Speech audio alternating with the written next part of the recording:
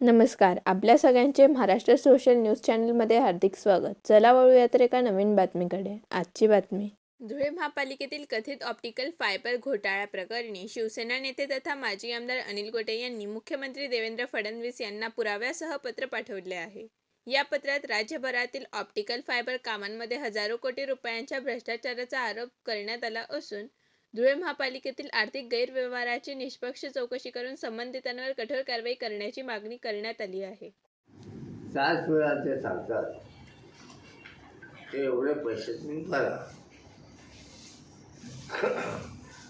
कंपनीच्या रकमेचा ड्राफ्ट तयार करते आणि त्या स्थानिक स्वराज्य संस्थेमध्ये जमा करते. आता ही पुढची जबाबदारी आहे स्थानिक स्वराज्य संस्थेची की कुठल्या खात्यामध्ये ही रक्कम जमा करायची. जर खरं म्हटलं म्हणजे राज्यभरामध्ये एकच नियम पाहिजे होता. ते येणारी रक्कम ही फार मोठी आहे, याचे स्वतंत्र अकाउंट मेंटेन करा. पण तसं न करता धुळे नगरपालिकेने आलेले पैसे नगरोत्थान, जुने रस्ते, नुसते रस्ते, त्यानंतर लेबर सेस अकाउंट अशी वेगवेगळी खाती तयार करून त्या खात्यांमध्ये जमा केले. अशी 48 खाते आणि ज्या वेळेला आम्ही हे प्रकरण उचललं तेव्हा 12/6/24 नगरपालिकेच्या शहर अभियंत्यांनी आयुक्तांच्या सल्ल्यावरून आणि मान्यतेवरून पत्र लिहिलं की हे पैसे तुम्ही दुसऱ्या खात्यात कुठल्या खात्यात जमा केले आम्हाला कळवा. म्हणजे याच्या इतका बेजबाबदारपणा आणि चोराच्या ऊर्जा बोंबा म्हणतात ते आला. अरे ते तुम्हाला राब देतात, तो तुम्ही जमा करायचं काम तुमचं आहे काय. म्हणून मी तुम्हाला मागे सांगितलं होतं पहिल्या पत्रकार परिषदेत, यामध्ये काही बोगस खात्यांमध्ये उदाहरणार्थ सिटी इंजिनियर धुळे महापालिका अशा नावाने खाते तयार करून त्या खात्यांमध्ये ड्राफ्ट जमा केले.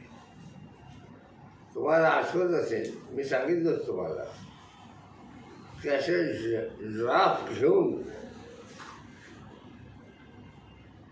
पुण्यामध्ये असे टोळी कार्यरत की ते 25-30% काढून ती रक्कम तुम्हाला कॅश देतात. बँकेच्या खात्यामध्ये काय होतं, महापालिकेला पैसे दिले, महापालिकेत पैसे आलेले नसतात आणि या सगळ्याचा हिशोब लागू नये यासाठी यांनी या वेगवेगळ्या युक्त्या केल्या.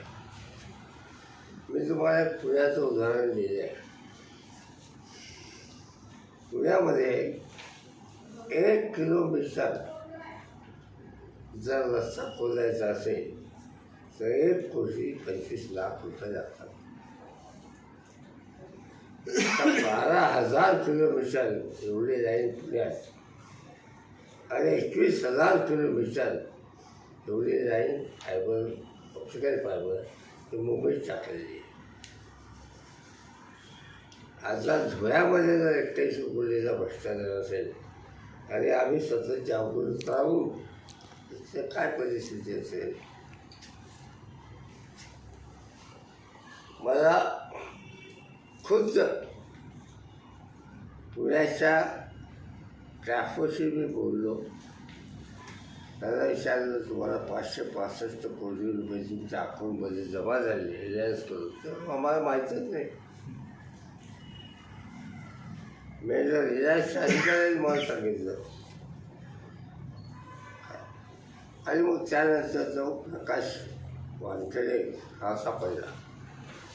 म्हणजे याचा अर्थ विचार करा की काय मोठ्या प्रमाणामध्ये हा भ्रष्टाचार झाला असेल. आणि माझं सरकारला आव्हान आहे की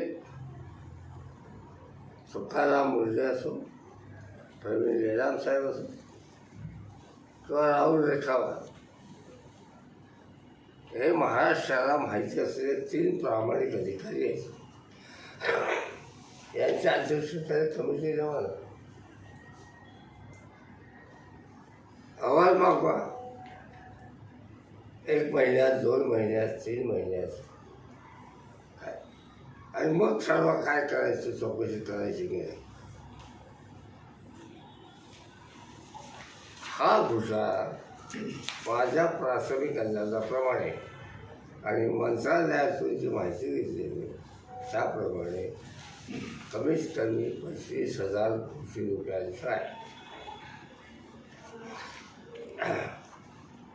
नगर विकास खात्याचे वरिष्ठ आणि अति वरिष्ठ अधिकारी यात सहभागी आहेत याबद्दल माझ्या मनात मात्र शंका नाही. हे जे प्रशासक राज्य चाललं महाराष्ट्रामध्ये, या प्रशासक राज्यामध्ये हा झालेला सगळ्यात मोठा फ्रॉड आहे की तुम्ही याची चौकशी करा. आणि चौकशी करून काय कारवाई करायची तुम्हाला खरं तर नका करून तुम्हाला काय करायचं करा. आणि चौकशीमध्ये काही नसेल तर माझ्यावर केस दाखल करा. अजून काय सांगू तुम्हाला. काय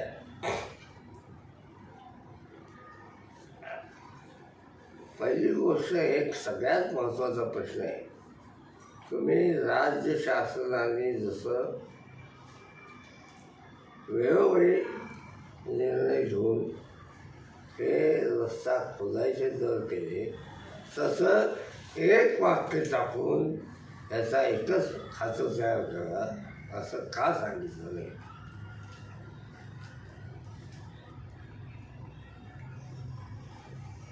पुणे महापालिकेचे माझ्याकडे डिटेल आलेले आहे.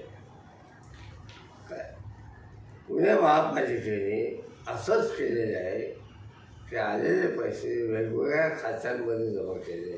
हिशोबच आणि उलट कंपनीला विचारतात तुम्ही कुठल्या खात्यात जमा केले. हे किती अन्याय आहे. हा एक मुद्दा झाला. दुसरा मुद्दा असा आहे की आम्ही जी तक्रार केली होती पोलीस स्टेशनला आणि SP साहेबांना भेटून त्यांनी ही तक्रार आर्थिक गुन्हे शाखेकडे पाठवली.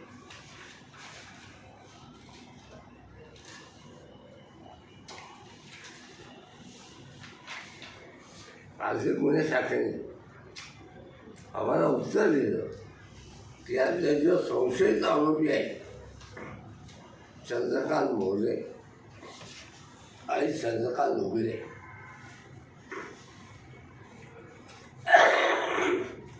या दोघांचे जबाब घेतले आणि त्यांनी सांगितलं असं काही झालेलं नाही.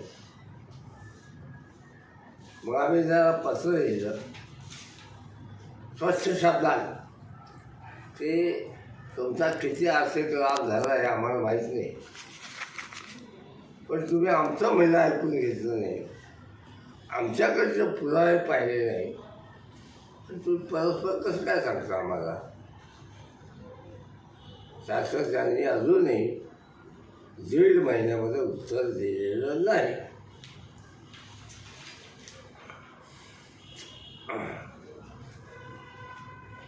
आता यावरून तुमच्या लक्षात येईल की अशी ही बनवाबनवी संबंध राज्यात सुरू आहे.